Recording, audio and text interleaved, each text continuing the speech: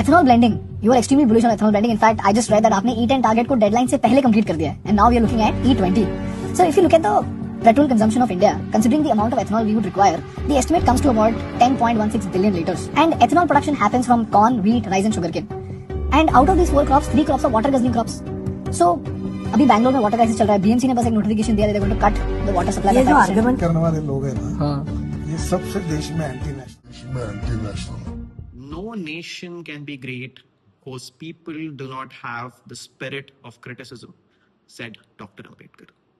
We live in a country where from a very young age we are told, do not question your parents, do not question your elders. बुजुर्गों से जीभ नहीं लड़ाते. That is somehow considered disrespectful.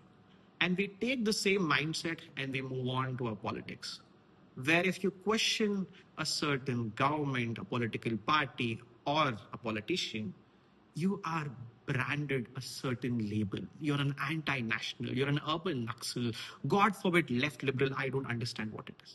What is the point of having freedom of speech if you cannot even question those who are in power? Why did people like Dr. Ambedkar emphasize on freedom of speech and include it in our constitution?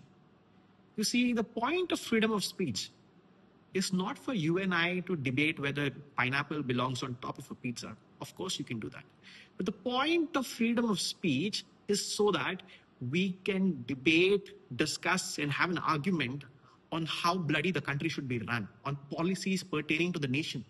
People often say, you're so negative. You always keep criticizing this, that, ye bura hai, wo bura hai, is pe sawal, us pe sawal. You hate India. Why don't you leave it?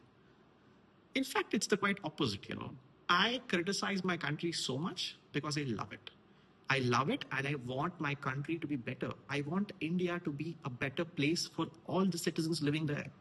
That is the reason I criticize it day in and day out. Not because I have some, some foreign funding by China and Soros to, destroy India or something. That's not at all. Like, where do these ideas come from? It's not some narrative, propaganda, funding, this and that. It is my civic duty as a citizen of this nation